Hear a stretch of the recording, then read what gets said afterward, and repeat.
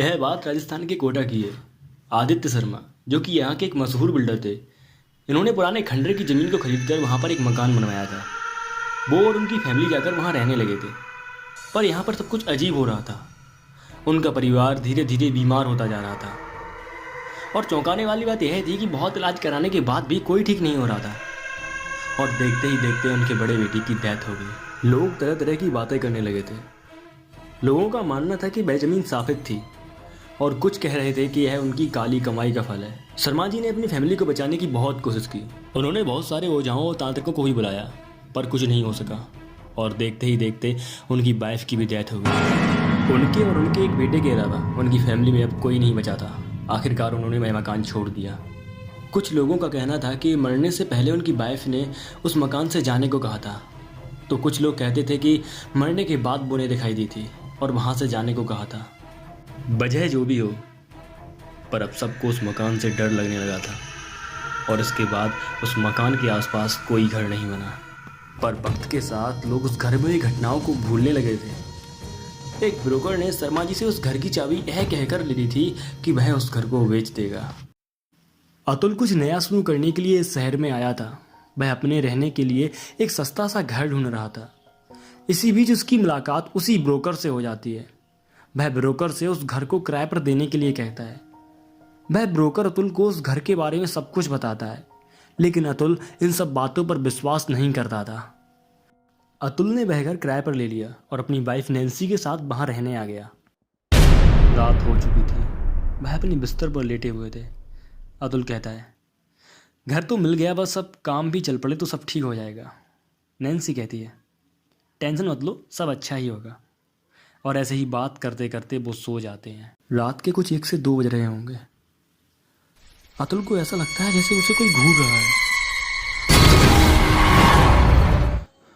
उसकी आंख खुल जाती है। वह देखता है कि नैन्सी सो रही है। वह कहता है, ओह, शायद कोई बुरा सपना था, और वह फिर से सो जाता है। सुबह अतुल नैन्सी से कहता है, नैन्सी, मैं बाहर जा रहा हूँ, देखता हूँ कि यहाँ पर क्या नया शुरू कर सकते हैं। नैन्सी कहती है, अतुल प्लीज़ जल्दी आ जाना, पता नहीं क्यों पर यहाँ बहुत अजीब लग रहा है। अतुल कहता है, नई जगह है, शायद इसलिए ऐसा लग रहा होगा, पर कोई बात नहीं, मैं जल्दी आ जाऊँगा। नैन्सी घर के अंदर जा रही थी, तभी उसे अचानक गूज़बम्स आ जाते हैं। वह चारों तरफ देखती है, वहाँ कोई नहीं था। वह किचन में चली जाती है। शाम हो जाती है। अतुल वापस आता है। वह डोरबेल बजाता है, पर कोई रिप्लाई नहीं आता। वह दोबारा से डोरबेल बजाता है और ऐसा ही वह कई बार करता है, पर कोई रिस्पॉन्स नहीं आता। वह गेट को नॉक करते हुए आवाज़ देता है, नैन्सी, नैन्सी, मैं हूँ अतुल। पर नैन्सी ने कोई रिप्लाई नहीं दिया। वह खिड़की से घर के अंदर जाता है। वह नैन्सी को ढूंढने लगता है।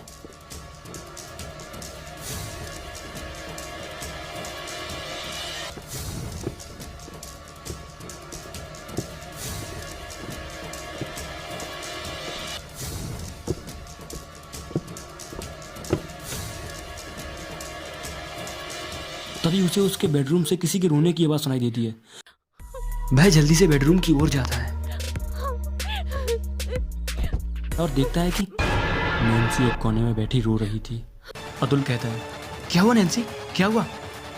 नैन्सी अतुल को देखकर उसके पास आ जाती है। अतुल पूछता है, क्या हुआ नैन्सी?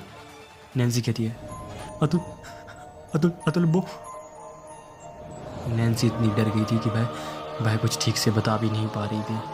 अतुल कहता है, कोई बात नहीं, मैं आ गया हूँ ना, अब बिल्कुल रिलैक्स हो जाओ और आराम से बताओ आखिर हुआ क्या था। नैन्सी कहती है, मैं किचन में थी, मुझे ऐसा लगा जैसे कोई मुझे खिड़की से घूर रहा है।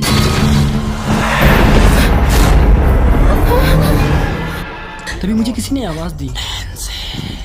वो आवाज़ बहुत अजीब थी। हम तो यहाँ अभी आए हैं ना, तो मुझे कौन जानता होगा। मैंने उस पर ध्यान नहीं दिया। कुछ देर ही हुई थी, वो आवाज़ मुझे फिर दोबारा सुनाई दी। इस बार मोबाइल मुझे एकदम क्लियर सुनाई दी। मैं घर के बाहर आई, पर वहाँ कोई नहीं था। यह मुझे बहुत ही अजीब लगा क्योंकि अगर कोई नहीं था तो फिर वो आवाज़ दी किसने।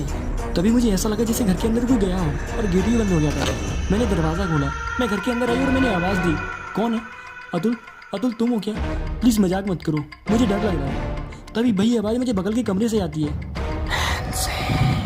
मैं धीरे धीरे उस कमरे के पास जा रही थी, तभी वही आवाज़ मुझे अपने पीछे से सुनाई देती है। मैंने उस तरफ देखा, तभी वही आवाज़ मुझे फिर से उसी कमरे से सुनाई देती है और देखते ही देखते वह आवाज़ पूरे घर में आने लगी थी। मैं बाहर की ओर भागने लगी, तभी वह गेट बंद हो गया। मैंने उसे खोलने की बहुत कोशिश की पर वह नहीं खुला और मैं भागकर अपने बेडरूम में आ गई। और यह सब बताते बताते नैन्सी तो पूरी तरह से कांपने लगी थी। और यह सब सुनकर अतुल तो सोच में पड़ गया था कि आखिर वह था कौन।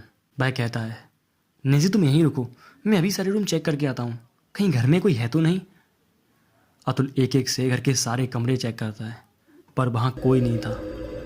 अतुल वापस आकर नैन्सी के पास आता है और कहता है, घर में तो कोई भी नहीं है। नैन्सी कहती है, अतुल मुझे बहुत डर लग रहा है। अतुल कहता है, डरो मत, मैं हूं ना, मैं कहीं नहीं जाऊंगा जब तक सब कुछ ठीक नहीं हो जाता। अतुल बड़ी मुश्किल से नैन्सी को समझा पाता है। रात हो चुकी थी, वो खाना खाकर सो जाते हैं। रात को अतुल की आंख खुलती है। अतुल देखता है कि नैन्सी बेड पर नहीं है। वह उठकर उसे ढूंढने जाता है, तभी उसे ऐसा लगता है जैसे पास के ही कमरे में कोई हो। जब वह जाकर देखता है तो वहाँ नैन्सी बैठी थी। वह उसकी तरफ बढ़ ही रहा था, तभी किसी ने पीछे से आकर उसका हाथ पकड़ लिया। जब वह पीछे देखता है तो वहाँ नैन्सी खड़ी थी। वह कहती है, मैंने कहा था ना कोई है। और पता नहीं कैसे, लेकिन अब वो मेरी तरह दिखने लगा है। यह सब देखकर अतुल वहीं बेहोश होकर गिर पड़ता है। सुबह जब उसकी आंख खुलती है और वह देखता है कि वह अपने बिस्तर पर लेटा हुआ है। अतुल कहता है, मैं बेड पर कैसे? नैन्सी कहती है, बेड पर मतलब?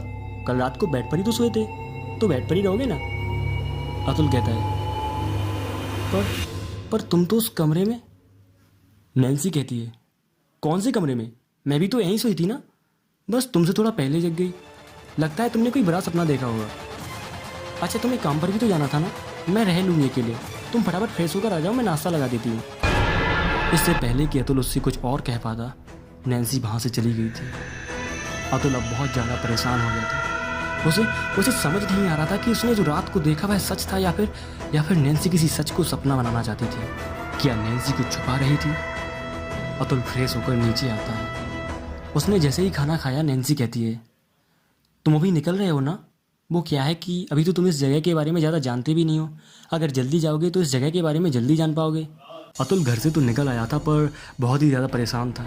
आज नैन्सी का बिहेवियर बहुत ही बदला लग रहा था। ये नैन्सी वो नैन्सी तो नहीं थी जिसे अतुल जानता था, क्योंकि इससे पहले नैन्सी ने कभी भी अतुल को इस तरह से बाहर जाने को तो नहीं कहा था। पर आज ऐसा लग रहा था जैसे नैन्सी कुछ भी करके उसे घर से बाहर भेजना चाहती हो। क्या नैन्सी को जैसा छुपा रही थी जैसे उसे नहीं छुपाना चाहिए? कहीं ऐसा तो नहीं है कि उसकी गैर मौजूदगी में घर में कोई आने वाला हो? वह ख्याल अतुल को और भी ज़्यादा परेशान कर देता है। पहले तो वह सोचता है कि उसे घर जाकर नैन्सी से बात करनी चाहिए, लेकिन फिर उसे लगा कि बगैर पूरा सच जाने नैन्सी पर शक करना ठीक नहीं होगा। वह वहीं कहीं छुप जाता है। शाम होने को आई थी और उसके मन में बहुत पछतावा हो रहा था। शायद उसने नैन्सी पर बेकार वहीं शक किया था, क्योंकि शाम तक ना तो कोई वहाँ आया था और ना ही नैन्सी कहीं बाहर गई थी। वह डिसाइड करता है कि वह घर जाकर उससे माफ़ी मांगेगा, और यही सब सोचते सोचते वह घर पहुँच जाता है। जब वह घर पहुँचता है तो देखता है कि गेट पहले से ही खुले हुए हैं। वह किचन में देखता है पर वहाँ नैन्सी नहीं थी। वह बेडरूम में जाता है पर नैन्सी वहाँ भी नहीं थी। वह पूरे घर में ढूंढता है पर नैन्सी कहीं भी नहीं थी। यह उसे बहुत ही अजीब लग रहा था, क्योंकि उसने नैन्सी को कहीं बाहर जाती हुई नहीं देखा था। अगर नैन्सी बाहर नहीं गई थी तो फिर वो गई कहाँ? घर का मेन गेट भी खुला हुआ क्यों था? तभी उसे ख्याल आता है कि कहीं नैन्सी गार्डन में तो नहीं है। वह जल्दी से गार्डन में जाता है। वह देखता है कि वहाँ भी कोई नहीं है। वह इतना परेशान हो चुका था कि उसे समझ ही नहीं आ रहा था कि आखिर हो क्या रहा है। ना ही नैन्सी घर में है और ना ही गार्डन में, तो फिर वो गई कहाँ? वह यह सब सोच ही रहा था, तभी उसकी नज़र घर की खिड़की पर पड़ती है।